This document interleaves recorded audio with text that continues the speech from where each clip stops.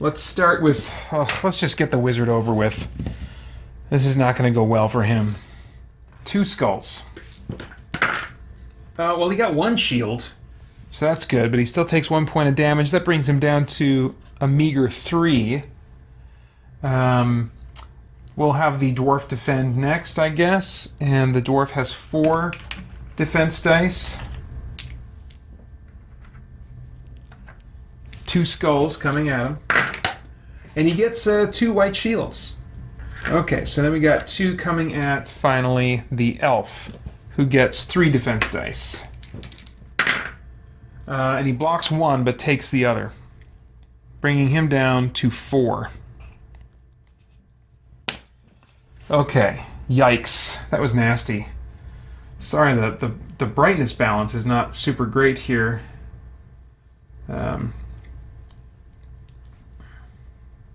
Alright, that improves things a bit, I think. So that was the elemental, but Zargon still gets to move the orc here. 1, 2, 3, 4, 5. Now the orc... Let me get his stat card out.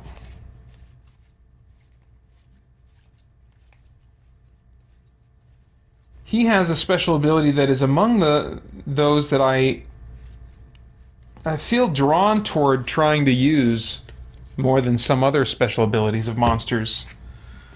So his base stats, which are the same as those in the original game: attack of 3, a defend of 2, a body of 1, a mind of 2, and a move of 8. But he's got this ability called Flesh Eater. And I thought that was very appropriate for just like a nasty, almost animal-like, just pure evil orc. Flesh Eater triggers on a 4 through 6. Targeted hero gains 1 bleed token. At the beginning of every turn, they roll 1 combat die per token. On a skull, they lose a body point. On a white shield, they remove 1 bleed token. So similar to the poison token, except only a white shield removes the bleed token. On a black shield, nothing happens. So it's a condition that is a little bit worse than being poisoned, to be bleeding like that. I don't know, maybe it should be the other way around. Anyway, I think for the balance of the game, I don't want to give him a more powerful token ability. Remove all bleed tokens from any hero who drinks a healing potion or is the target of a healing spell, and this status has no effect on rock skin. So, do I want to have him try to do Flesh Eater? Yeah, let's do it. I think when I do these streams, just because I'm using alternate rules, I like to try and showcase them a little bit, and the first chance I get. So, let's see if this triggers. 4 through 6. It does not trigger, and so his turn is just a dud, and that is the end of Zargon's turn.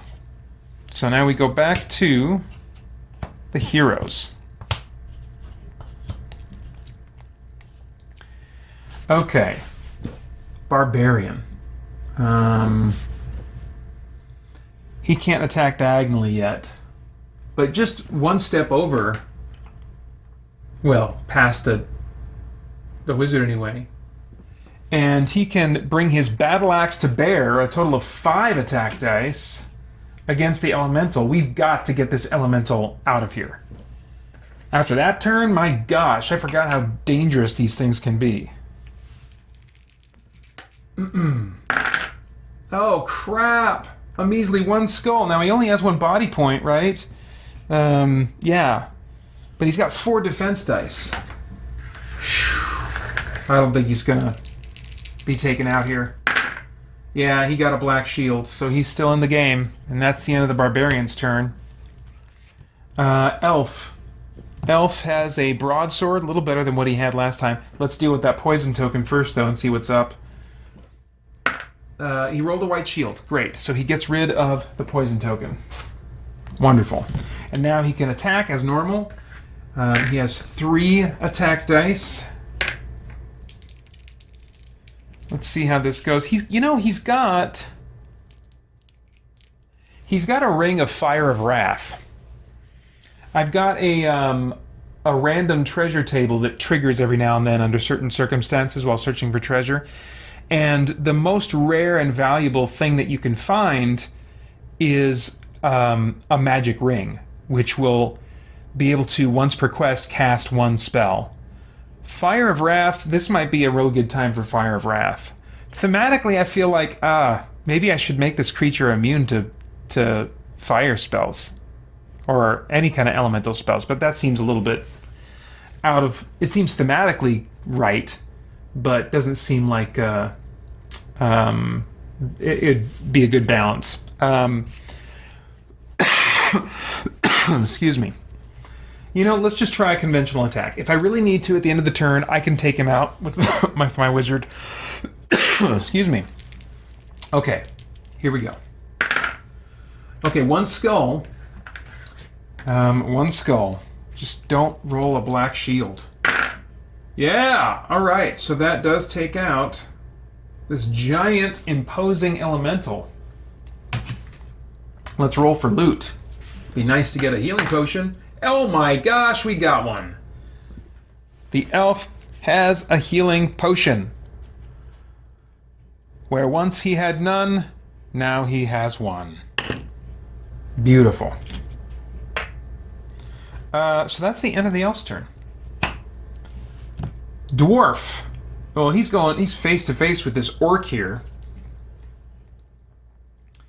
And so I think he needs to try and take him out. Dwarf is rolling what these days? 4. Is that right? Oh no, that's the defense dice. He's rolling 3.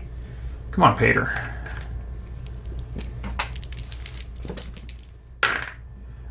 Just one skull, but that's enough to take out an orc if he doesn't defend. He only gets 2 defense dice. And he does not defend, so there goes the orc. And let's roll for loot. Oh my gosh, another healing potion. Alright. Now we're in the money. That's how I like things to be. So my dwarf now has 2 healing potions, so everyone has at least 1. The dwarf has 2. Is he next to anybody? Want to give that away? Not yet. Not yet. Very nice, though. Happy to see that. Okay. Wizard. What are we going to do, wizard? Do we want to... Are we feeling cocky? We got these healing potions. Do we want to have the wizard search for treasure? I don't think so. I don't think so. I think right now, let's play it safe and see how this quest goes. If I start feeling bold later on, I can always start searching like crazy with the wizard. So that's the end of the wizard's turn. Zargon gets a threat. Now, no one has stepped into that room yet, so I need to remember to try and trigger a trap this turn, as someone does. And that someone's going to be, of course, the barbarian. 1, 2, 3, 4. Does a trap trigger? Triggers on a... What did I say? Is it a skull? Or a white or black shit? I can't even remember now. Let's find my rules here. Oh wait, no, I put it on a little thing here. It's a skull or a black shield. It's a skull or a black shield.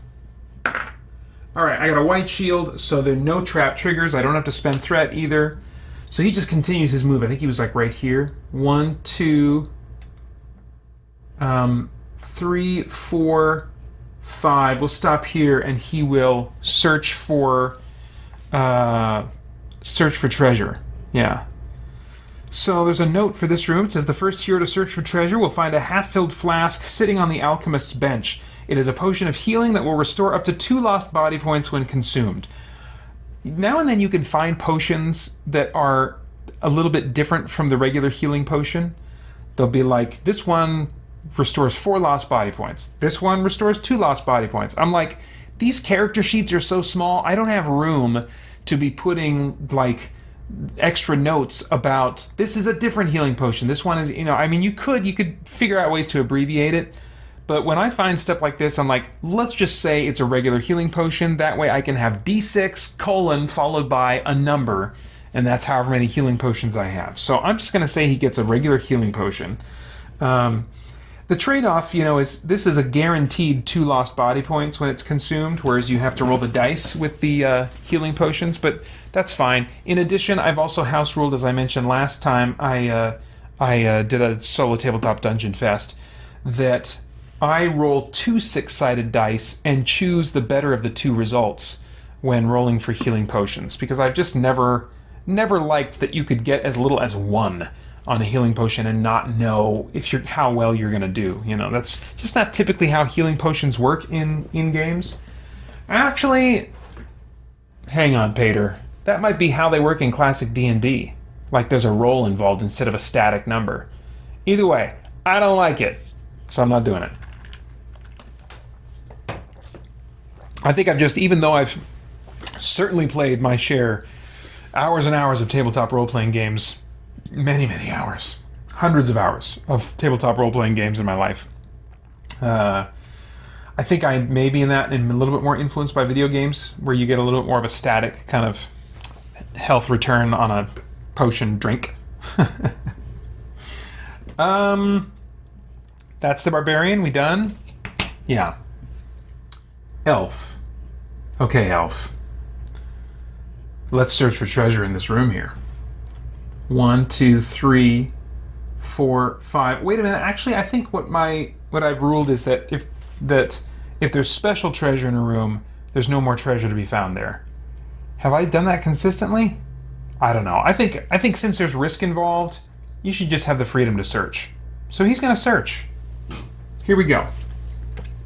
Jewels. Nice. You find a small wooden box. It is simple looking and very old. Within, you discover that it is lined with velvet and contains very small jewels worth 50 gold coins. Record the money on your sheet. Do not return this card to the deck. So 50 coins. Who found that? The elf. Nice. So we'll just slide that under his sheet to be tallied up later. Hey, Francisco. Thanks for jumping into the chat. He says, okay, back now. How goes the hero questing? Pretty well. It's always slower than playing the game, without talking through my thinking. But I think I'm feeling pretty good. I just got some healing potions, so each of my guys has at least 1 healing potion now. That's kind of like a place I'd like to be. I haven't used any healing spells yet. Maybe I'll try to be harder on myself as the quest goes on. We will see. But right now I'm liking the balance, the difficulty balance. That reminds me. I really like the difficulty balance in Monster Hunter Rise. Oh my gosh. I have to prevent myself from taking every opportunity to talk about Monster Hunter Rise, because I'm new to playing it, super into it. Anyway, so that's the elf. Dwarf. He's going to search in there too. 1, 2, 3, 4, 5 to get him off and out of the way here before he does his search. Search for treasure. Heroic Brew. Yeah! I did shuffle these cards well. I've had 2 Wandering Monsters, so I guess it's not... I'm not having unusual luck. You were surprised to find a leather bag hanging on the wall. Whoa, guys! What a surprise! Leather bag hanging on the wall. If you drink its contents before you attack, you can make 2 attacks instead of 1. This may only be used once. Do not return this card to the deck. So that's the Heroic Brew. 2 attacks instead of 1. Who do I want to give that to? I think you give that to the Barbarian. That seems pretty clear to me. All right.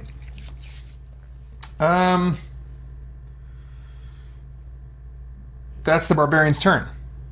Wait a minute. No. That was the Dwarf's turn. But he's next to the Barbarian, and so that's why I'm able to give the Heroic Brew immediately to the Barbarian. Okay. Just to be clear on that. Now that's the end of the Dwarf's turn.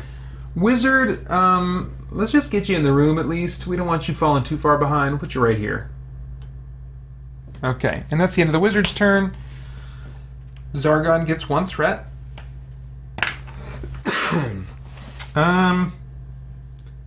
Yeah, I don't think I want to spawn any monsters at this point. I think I'm going to keep just trying to keep track of traps better. So we're back to now the Barbarian's turn. Francisco says, I have not listened to the podcast yet, so feel free to tell me why you went... oh, dang it. I've got some of my chat thing covered up. Here we go. Why you went from the other Monster Hunter worlds you were playing to the Switch version. I'm not playing the Switch version. I'm playing the Monster Hunter Rise, which had been exclusive to Switch for, I don't know, year and a half, however long it's been out. And just now, last week, came to the modern consoles with some things to improve the quality of the visuals and stuff like that. So, yeah, I won't get into that now since I'm doing board game content right now. Although there is a Monster Hunter World board game. I think it's only on Kickstarter or something.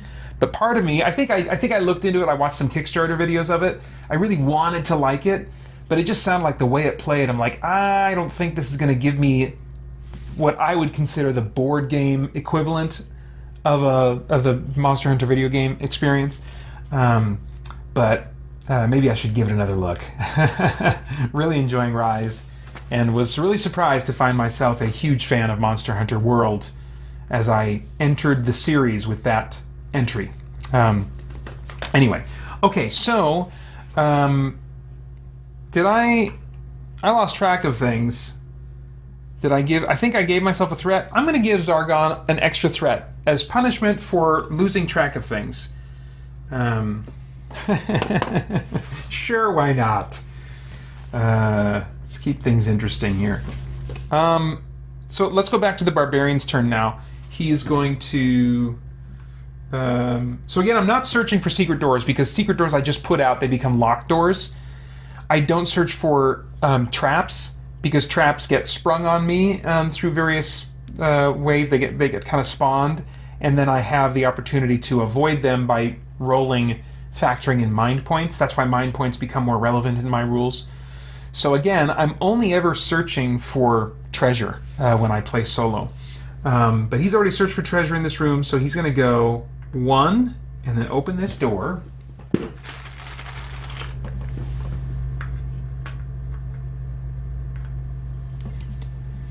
And there's that room. There's normally a pit trap in this room, and even though I just said how traps work in the solo versions, I had to stop and say, oh wait, there's a trap. Do I know that's there? No, it's not there. It's all the trap icons get on my little Zargon map, they get ignored because I cached them in beforehand for threat. So that makes this room pretty boring. So he just took one step. 1, 2, but we're going to see if a trap triggers now. It triggers on a skull or a black shield. Got to keep remembering that.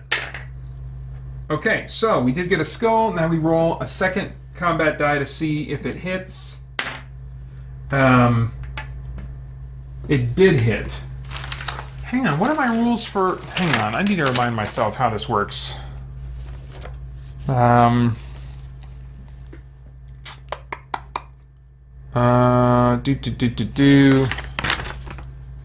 Trap generation.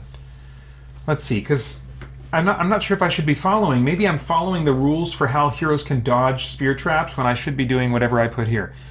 Trap generation. Anytime during a player's turn or his own turn, Zargon may remove a number of threat tokens from his play area to spring a trap on an unsuspecting hero.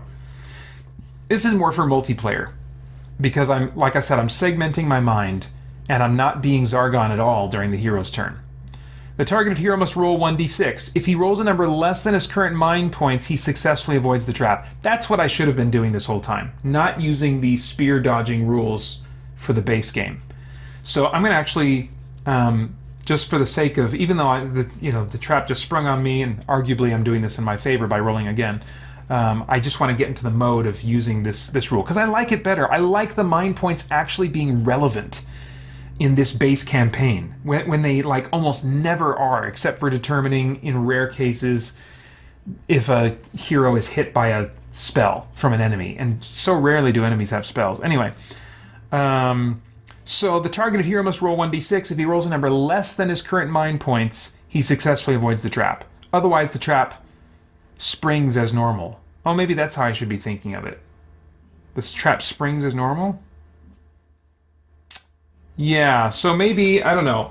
Okay, Springing as normal would involve still that, the rule book of potentially dodging it. So let's do it this way, because in my solo rules I say, in a solo game, all traps are cashed in for threat before the quest begins. The first time a hero moves into a room or corridor that no hero has been in before, roll 1 combat die on a black shield. And I think I changed that to yes, because they weren't spawning often enough, and I thought it needed to be more challenging and relevant. So on a black shield or a skull, as I put, trigger the most expensive trap possible with the available threat. Falling block traps may never be triggered this way. So I trigger it, but he still has the chance to avoid it with the mind point roll. So we've already rolled to see if he will potentially dodge it. Should it, he won't dodge it, but he can roll mind points now to see if he can avoid it. And he almost certainly will not, because his current mind points are 2. So he's got to roll a 1. Oops, this is a combat die, Vader. Good gravy. No, he did not roll a 1. So he does get hit. That takes him down to 4. 50% of his starting body points. Okay, but yeah, we do got to get rid of that threat. So that's the end of the Barbarian's turn at long last. The Elf's turn.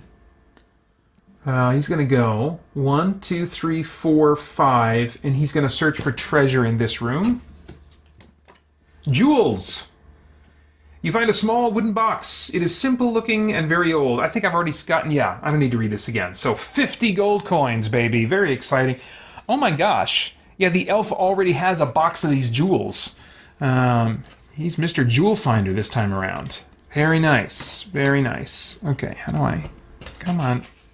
Slide that under there. Okay. So that's the end of the elf's turn. Very productive turn. The dwarf... also going to search for treasure. 1, 2, 3, 4. And we'll just have him search in the middle of that room there. Let's see if this is maybe a slightly better angle for the action. I don't know. We'll see. Okay, so he's going to search for treasure. Uh-oh. Oh, wait, no. Now, normally this would be a wandering monster, but you'll notice the number 1 here that I sacrilegiously drew on this card in permanent marker years and years ago.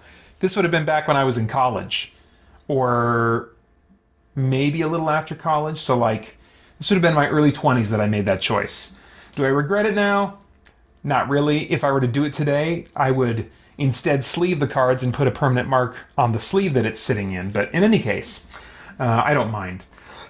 I have combined, by the way, 2 treasure decks because I have 2 sets of this game. And so I use a single large treasure deck, which means you can get some really long streaks that are great, and you can get some really long streaks that are bad. I mean, it can really, it can get nasty. But number 1 means if there's a number on the bottom right of the card, you ignore whatever else the card may say on it.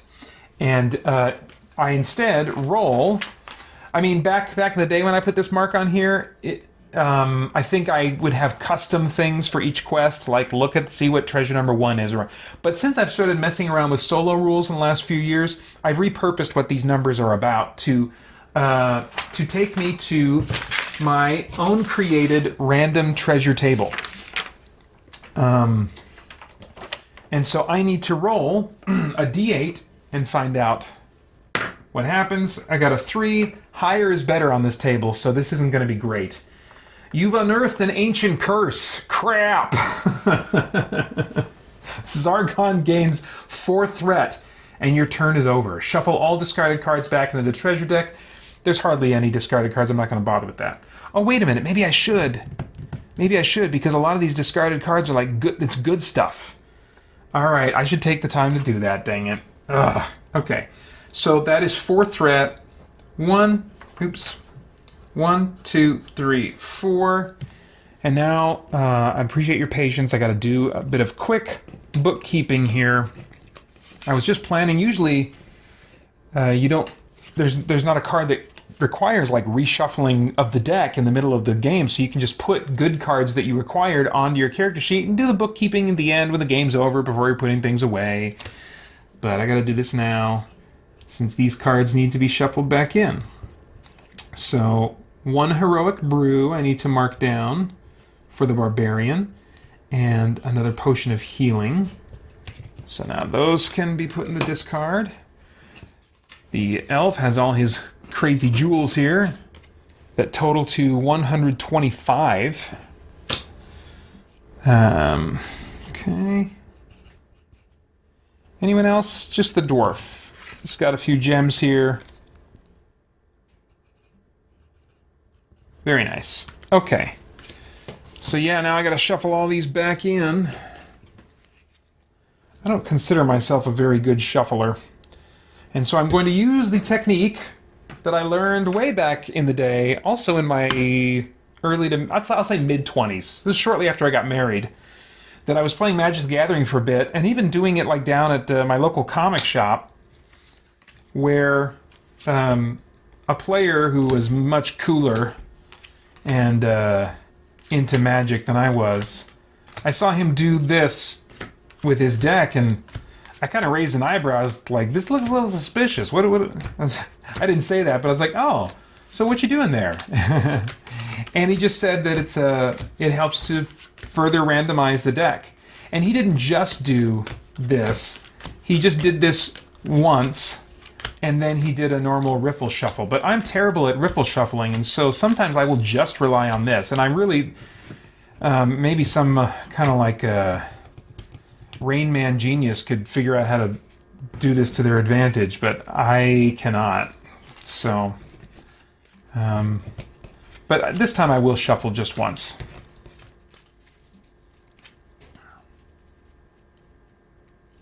All right, let's see here.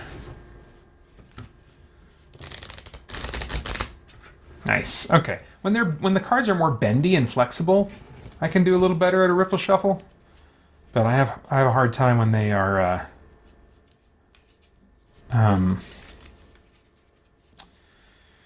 when they're something. I don't know where that thought was going. I noticed a comment over here I want to respond to. Francisco says, you might be able to connect this to board games. Is it silly to ask God for victory in a game, even if winning or losing doesn't affect much else? This is actually something that's relevant to a discussion I had with someone years ago, because there are some translations of a proverb that refer to lots and other that refer to dice, I think. But the basic idea is, if I remember, I'm probably going to misquote this, but I'll at least get the spirit of it, which is man rolls the dice, but God determines where they land, or like how they land or whatever. And I think I've even seen like an online gaming ministry kind of use that as a tagline or something. But yeah, even those random elements, ultimately God has sovereignty over. And you know, I think I was helping out with the college group back then when I kind of made this observation at one of our game nights, you know, and then one of them kind of jokingly said, "Okay, come on, God," you know, and which of course is a bit silly, but I mean, at the same time, I think there's a sense in which we can recognize that God is sovereign even over these light and trivial things like dice rolls, you know. But is it silly to ask God for victory in a game even if winning or losing doesn't affect much else? I think that's very context sensitive. I think that the overriding attitude we want to have is, God, use this game, please, to draw everyone involved closer to you. Or maybe if there's someone specifically in mind that at the table that you'd want to pray, maybe that a dice roll will go a certain way for their benefit. Or maybe that they're on your team, you're split up into teams, and in that case, you know, you might find yourself, I think, appropriately praying, God, I would just love it for his sake, for my partner's sake, if we won this game. I think it would just, you know, make it a wonderful night. God, if that's your will, would you bring that about through these dice rolls and stuff, you know? But I think it always ought to be about something more than simply winning the game for our own sense of gratification. But rather should have an eye toward God using that time in some way to to encourage people, to help them experience community with other believers, and through that experience his love as people are meant to experience it through believers. But that is not something that I've not thought about. It's an interesting thing to bring up. So thank you for that, Francisco. All right, let's see. I think it's the dwarf's turn. I don't know. Did he? Yeah. He just did that searching, and then all that crap happened, and unearthed the curse. I got the threat. His turn's over. So now we do the Zargon's turn. I think 1, 2, 3. I'll just have him go here. I don't like him being completely alone ever. So then that is Zargon's turn. I'm going to take a bathroom break now. And Francisco said regarding the other topic we were covering, appreciate your perspective on that. Hit me in just the right way. Cool. And yes, the bathroom break board buddy. Glad to bring it back into your life at I'm sure just the time you needed him. Okay, so we finished up that round, right? Yeah, we brought the wizard in. I'm going to give Zargon a threat because I can't remember if I did. And then we're back to the barbarian's turn. Let's see. Let me adjust this a little bit. And he's going to lead the charge out into this hallway here. 1, 2. Open the door.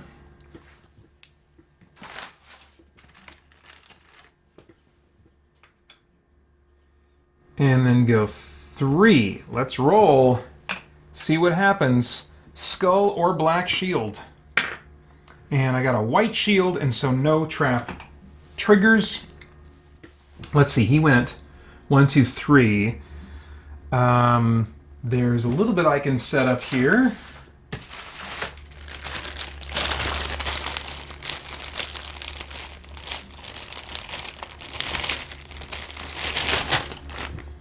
It's nothing down the corridor to his left, so that really does just connect to where we started out in the staircase.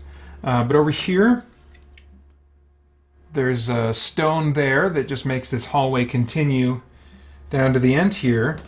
And near the end is a mummy. It's going to be slowly limping his way over to the barbarian. Let's zoom this out a bit until he gets closer. Like two long-lost lovers, they're going to start running toward each other.